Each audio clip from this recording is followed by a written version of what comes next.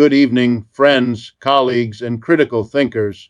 Today we gather at a historic crossroads in global politics, one that very few expected, and even fewer are prepared to confront. The world has just witnessed a startling event. Pakistan, a nuclear-armed nation, long balancing between regional pressure and global expectations, has now taken the extraordinary step of firing warning shots at Israel. And it did so against the backdrop of a groundbreaking deal with Saudi Arabia involving none other than the most dangerous subject humanity has ever created, nuclear weapons. This is not merely an event to be reported in headlines, it is a signal that the architecture of global power, once thought to be solidly built on Western dominance, military alignment, and economic hegemony, is cracking in real time. And if we don't pause, analyze, and grasp what is truly happening here, then we will miss the profound shift unfolding before our very eyes. Pakistan's bold move to fire warning shots at Israel has sent ripples across the global political landscape, a moment that is more than just a headline. It is a statement with far-reaching consequences. To understand why this matters, we need to go beyond the act itself and examine the deeper meaning behind it. For decades, Pakistan has walked a tightrope, carefully managing its position in an unpredictable region.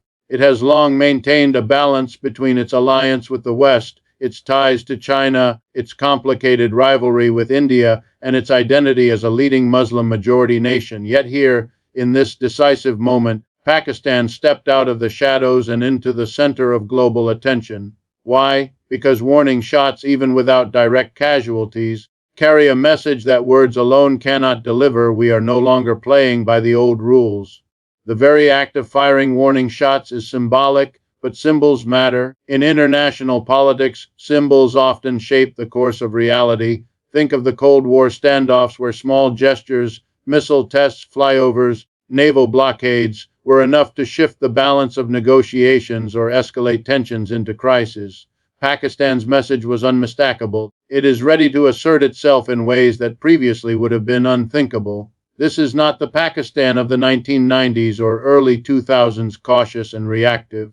This is a Pakistan signaling that it has leverage and it intends to use it. The question that follows is leverage over whom? The immediate target of the warning was Israel, but the true audience is far larger. The United States, India, and Saudi Arabia's rivals in the Middle East are all listening. Here's the hook.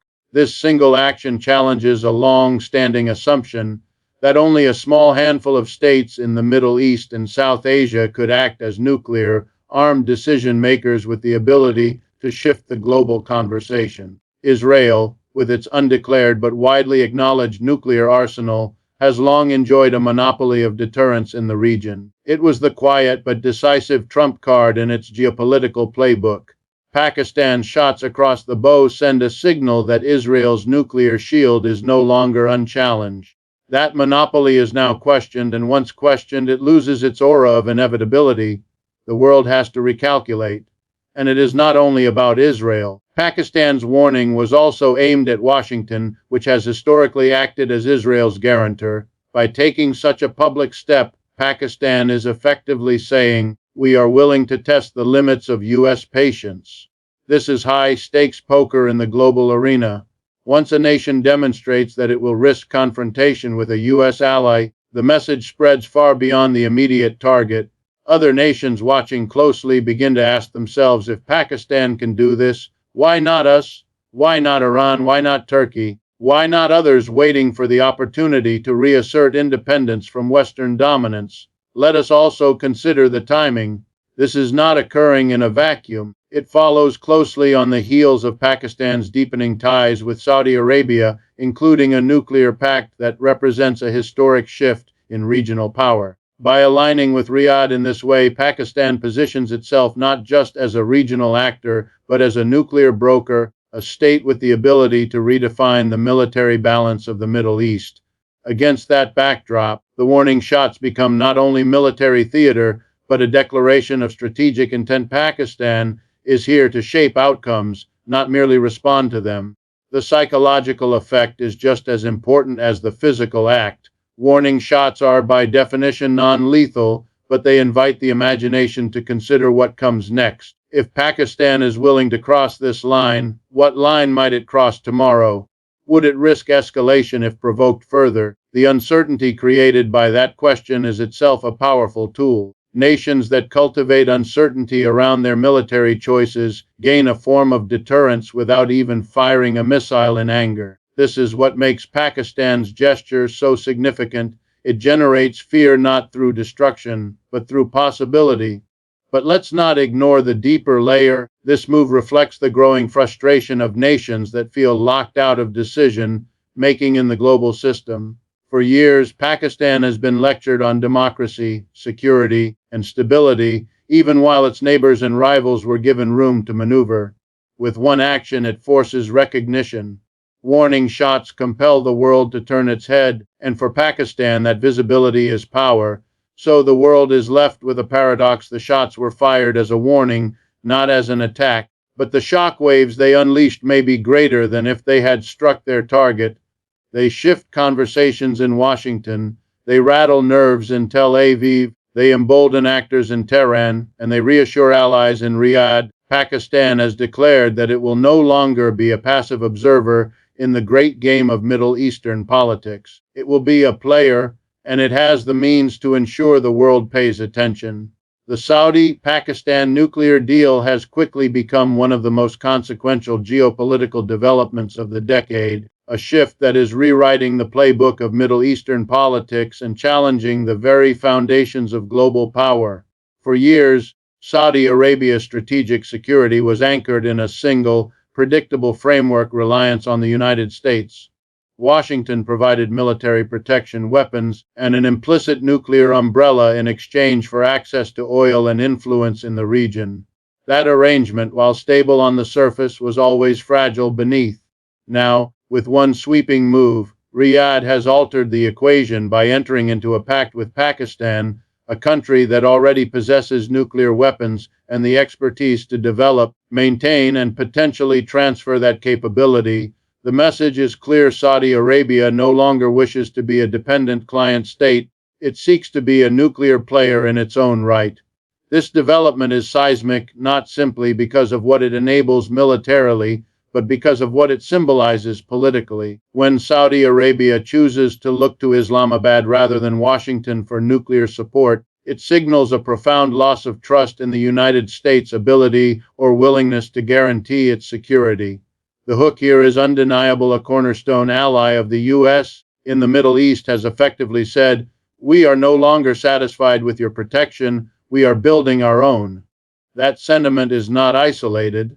Across the global South, nations are reevaluating their relationships with Western powers, frustrated by double standards, shifting commitments, and the weaponization of economic systems. Saudi Arabia's nuclear pact with Pakistan must be understood as part of this broader trend, where former clients seek autonomy and new alliances beyond the orbit of Washington. For Pakistan, the deal is equally transformative. Long positioned as a regional actor caught between the weight of India to the east and the instability of Afghanistan to the west, Pakistan now steps into a role of global consequence. Nuclear cooperation with Saudi Arabia elevates it from being merely a South Asian power to a central broker in Middle Eastern security. This isn't just a military partnership. It's a declaration that Pakistan has something no one else can offer: Riyadh, the capability to match Israel's nuclear deterrence and to shift the balance of fear in the region. For decades, Israel has operated under the assumption that its nuclear edge gave it an unassailable position. With Pakistan behind Saudi Arabia, that assumption no longer holds. And here is where the danger becomes more immediate. Nuclear proliferation is rarely a slow, orderly process. Once one nation in a region acquires or moves closer to nuclear capability, others rush to follow. Saudi Arabia aligning with Pakistan raises the prospect that Iran, already under suspicion for its nuclear ambitions, will accelerate its own program. Turkey, too, has made clear that it will not remain defenseless if neighbors gain the bomb. The ripple effect of this pact could set off a chain reaction, leading to the most dangerous arms race the Middle East has ever seen. The warning is stark. This is no longer a world where nuclear monopoly keeps the peace. It is becoming a world where nuclear competition risks destroying it. The economics of this deal are just as important as the geopolitics. Pakistan, long struggling with debt and economic instability, gains enormous leverage by offering nuclear expertise and partnership. It positions itself as indispensable to Riyadh, not just as a supplier but as a guarantor of Saudi independence from U.S. control. For Saudi Arabia, this cooperation ties directly into its larger strategy of diversifying alliances, its growing ties with China, its participation in BRICS, and now its nuclear pact with Pakistan are all pieces of the same puzzle, reducing dependence on the West while building a new web of partnerships across Asia.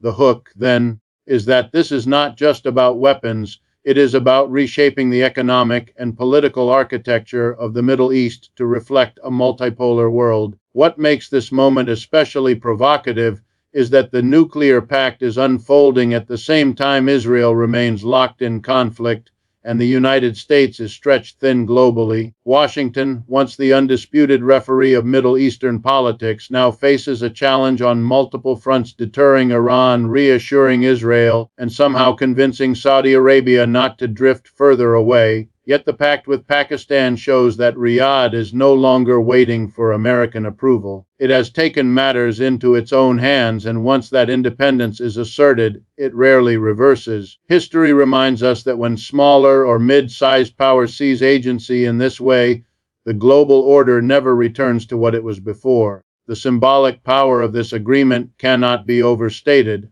It marks a break from decades of Middle Eastern dependence on the West, an embrace of regional and South cooperation that bypasses Washington and Brussels entirely. By bringing Pakistan into the center of its security architecture, Saudi Arabia is declaring that the future of the Middle East will be written not in Western capitals, but by the nations of the region themselves. And in that future, nuclear weapons, once the domain of superpowers, are becoming bargaining chips in the hands of those once considered secondary players. For decades, Israel's status as the only nuclear power in the Middle East provided it with an unparalleled strategic advantage. It allowed Tel Aviv to operate under an assumption of deterrence, one that reassured its allies and terrified its adversaries. The unspoken but widely acknowledged existence of its nuclear arsenal acted as the ultimate backstop.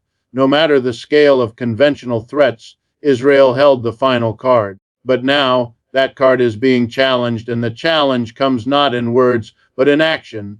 Pakistan's warning shots at Israel were more than symbolic. They carried a deeper message: the monopoly is broken, and the myth of untouchable deterrence is fading.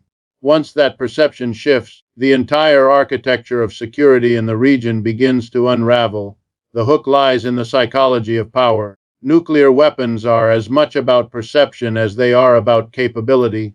For years, Israel's adversaries may have lacked the weapons, but they never lacked the ambition. The gap was enforced not only by military reality, but by political certainty, the belief that any move to bridge the nuclear divide would be met with swift, overwhelming consequences. Pakistan's visible willingness to confront Israel disrupts that certainty. It introduces doubt, and in international politics, doubt is often more dangerous than certainty. When adversaries begin to question whether Israel truly has the uncontested upper hand, the deterrent effect weakens. That weakening doesn't happen gradually. It can collapse in a single moment of bold defiance, and Pakistan's shots were precisely that moment.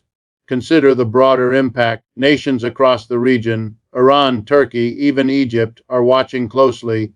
If Israel's nuclear monopoly can be openly challenged, why should they remain restrained? Why should they accept a hierarchy in which one state claims a permanent right to deterrence while others are left vulnerable? The question is no longer theoretical. With Pakistan's demonstrated willingness to back Saudi Arabia and confront Israel, the strategic balance shifts from a one-sided nuclear equation to a dynamic multipolar one. The rules of the game have changed, and every player knows it. Israel now faces a dilemma. To maintain its aura of deterrence, it must project strength, but projecting too much strength risks escalating tensions to the point of war.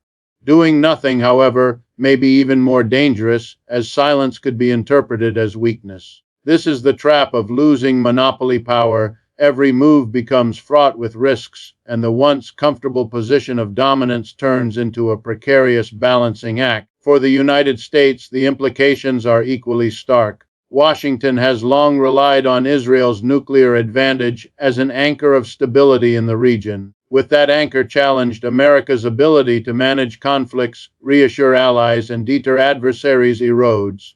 Here is where the deeper hook emerges. What Pakistan did was not simply about Israel. It was about redefining who gets to claim the status of nuclear protector in the Middle East. By stepping forward with Saudi Arabia, Pakistan positions itself as a rival guarantor, offering an alternative source of nuclear credibility. This is a radical departure from the old order. Once, the region looked westward for ultimate security guarantees.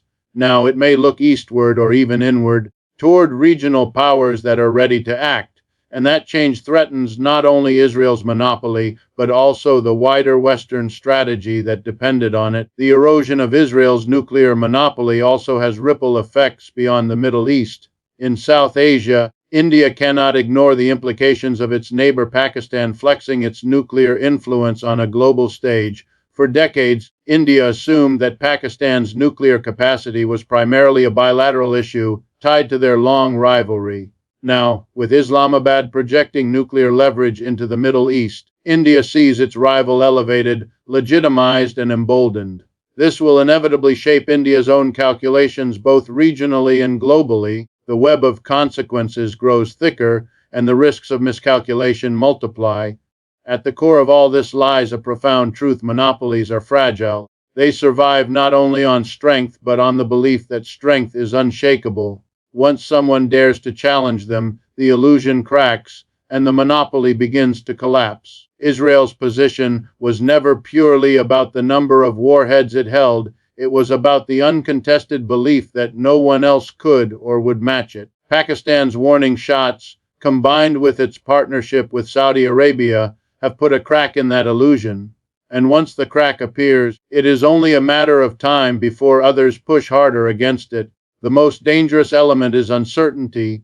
If Israel no longer has a guaranteed monopoly, adversaries may take risks they previously avoided. Smaller provocations could escalate, testing the limits of deterrence. Regional arms races could accelerate as states race to secure their own nuclear options. And global powers, drawn into the conflict by alliances and interests, could find themselves caught in spirals of confrontation. In this sense, Pakistan's challenge to Israel is not just a regional story, it is a global one. It forces the world to reckon with a new reality. The age of unchallenged nuclear monopolies is ending, and the consequences of that shift will be felt far beyond the Middle East. The shift in the global order is no longer a distant possibility. It is happening right before us, and the events surrounding Pakistan, Saudi Arabia, and Israel are the clearest signs yet. For decades, the international system rested on the premise of U.S. dominance. Washington was the undisputed arbiter of Middle Eastern politics, the guarantor of security for its allies, and the final authority on matters of war and peace. That order, built after World War II and reinforced after the Cold War, was based on the assumption that no serious challenge could emerge without U.S. approval or retaliation. But what we are witnessing now is the unraveling of that very assumption, and the unraveling is happening not in Europe or Asia alone, but in the very heart of the region most tied to American power, the Middle East. The hook here is not just that Pakistan fired warning shots at Israel or that Saudi Arabia signed a nuclear pact. The deeper story is that these actions signal a collective realization: the old security guarantees no longer carry the same weight. Nations that once feared stepping out of line are now daring to act independently. This is the essence of a shifting global order. When subordinate powers stop playing by the rules of the dominant empire, the U.S. is still powerful, but power is not absolute, it is relational. And when allies and adversaries alike begin to test its boundaries, it exposes cracks in the very architecture of control. One of the clearest signs of this shift is the growing role of alternative centers of power. China and Russia have steadily cultivated ties with countries long seen as U.S. dependents. Beijing's role in brokering rapprochement between Saudi Arabia and Iran, for example, marked a historic turning point. It demonstrated that peace-making and deal-making could occur without American mediation. Add to this Russia's enduring presence in Syria, and we see a pattern. The monopoly on influence is gone. Pakistan's emergence as a nuclear partner for Riyadh only accelerates this transition, linking South Asia's nuclear capability with Middle Eastern ambitions and bypassing Washington entirely. What makes this especially destabilizing is that the U.S. is not in a position to enforce its dominance as it once could.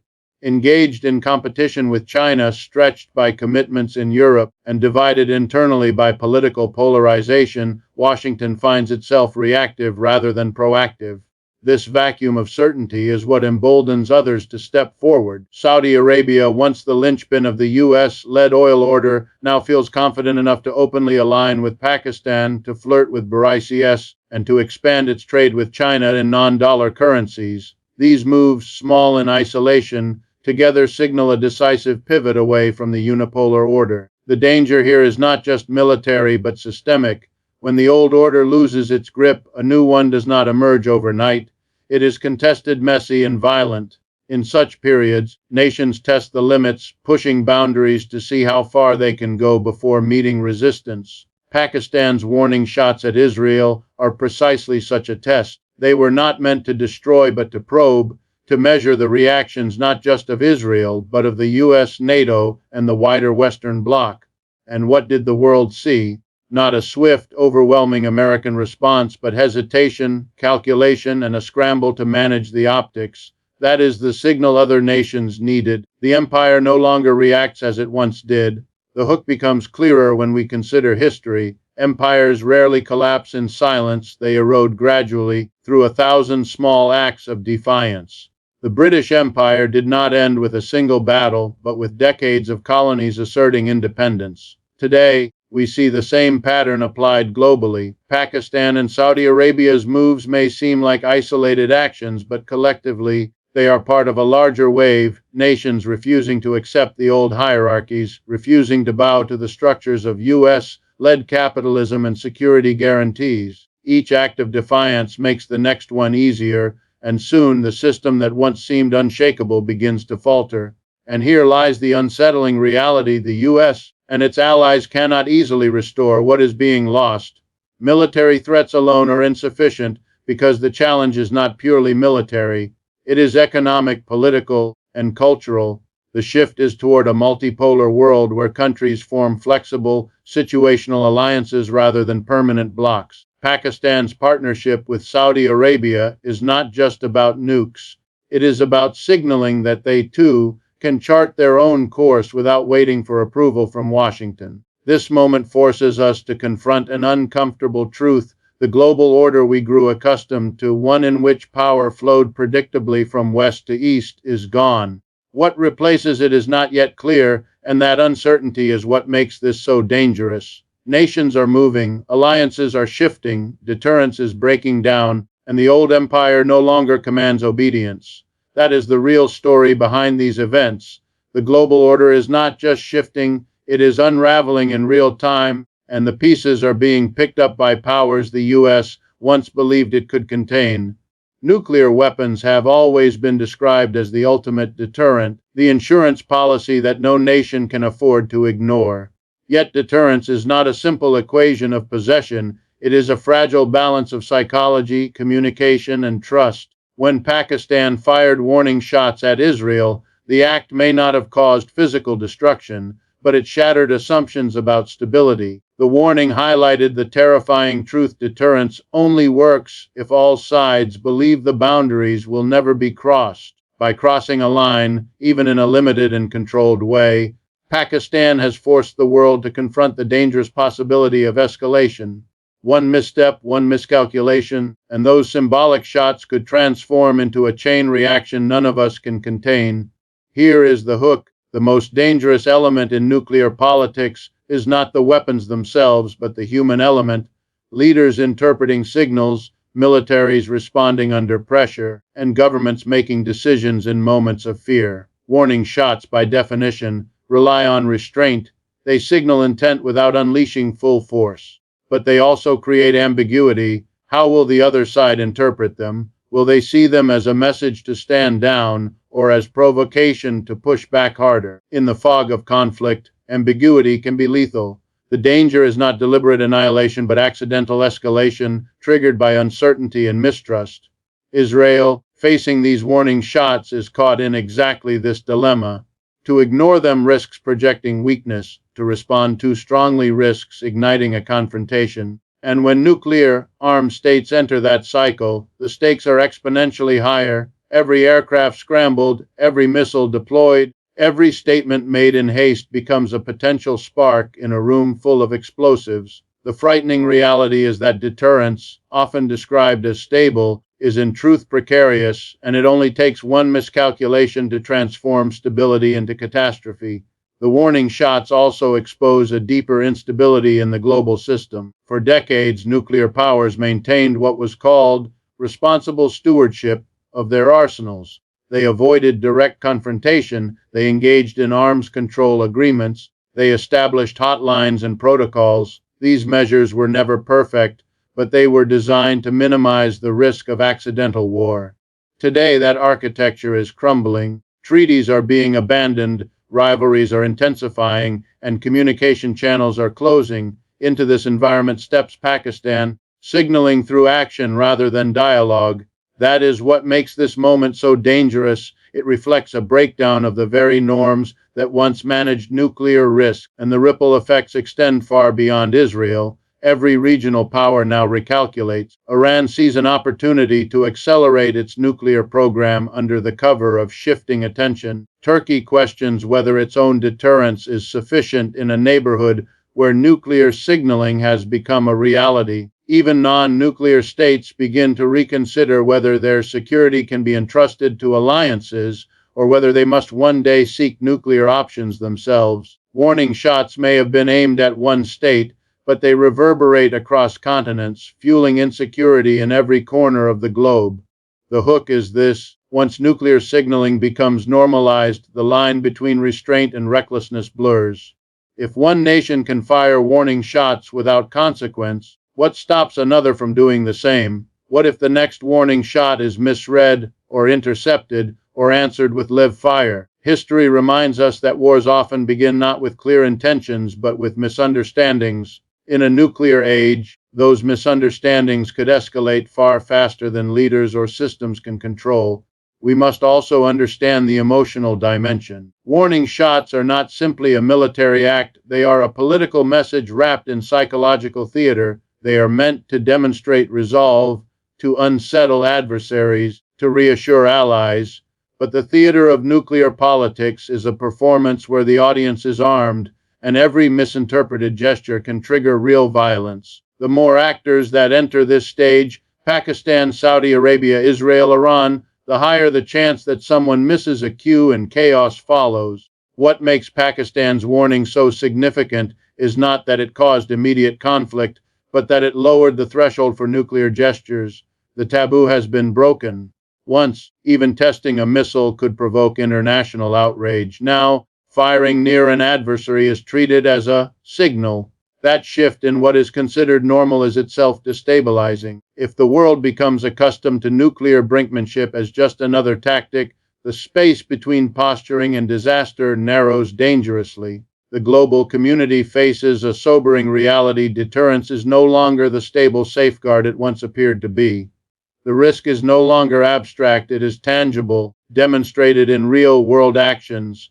Pakistan's warning shots were a reminder that in the nuclear age, peace hangs not on treaties or arsenals, but on restraint exercised under pressure. And restraint, as history has shown us, is the most fragile element of all. When we examine the current moment, one fact becomes immediately clear: the confrontation we are witnessing between Pakistan, Israel, and Saudi Arabia is not only a geopolitical clash, but a manifestation of capitalism's deep contradictions. It is easy to be distracted by the images of missiles, military drills, or fiery diplomatic exchanges. But behind those images lies a powerful engine, the global capitalist system that drives nations to compete for resources, markets, and dominance. And here, in this struggle, nuclear weapons become less the symbol of security and more the ultimate bargaining chip in a world economy plagued by inequality and instability. This is the deeper hook. When weapons of mass destruction are no longer simply deterrents, but tools in the hands of capitalist states vying to reshape the balance of power. Consider how the United States for decades maintained its dominance in the Middle East. It controlled oil, backed allies with financial aid and weapons, and punished adversaries through sanctions or military action. The Cold War logic made it simple: Washington on one side, Moscow on the other. But today that clarity has collapsed. Capitalism has fractured into multiple competing blocks. China offers loans and infrastructure instead of bombs and bases. Russia provides energy deals and arms without lectures on democracy. Saudi Arabia sees its future in diversifying beyond oil, and Pakistan is desperate to assert itself as a nuclear-capable economic and military player. This mix changes the rules of the game, and capitalism, far from stabilizing, fuels the chaos. Ask yourself, why would Saudi Arabia, long a partner of the United States, suddenly look toward Pakistan for a nuclear pact? It isn't merely about religion or shared history. It is about the cold, hard reality that under capitalism, loyalty follows profit and power. The Saudis watch the United States pivot toward Asia. They see Washington unable to control even its domestic politics, and they hedge their bets. Pakistan offers them leverage, a way to counterbalance Israel, a way to keep Iran in check, and above all, a way to send a message: Saudi Arabia is no longer bound to America's rules. That is capitalism's logic. It thrives on competition, even at the risk of nuclear escalation. And what about Israel? For decades, it held the unspoken but widely acknowledged monopoly on nuclear weapons in the region. This monopoly was not just military, it translated into economic and political dominance. It secured billions in U.S. aid, gave Israel leverage over its neighbors, and allowed it to play the role of regional policeman. But capitalism does not tolerate monopolies for long. Other players enter the field, new alliances form, and suddenly Israel's privileged position is shaken.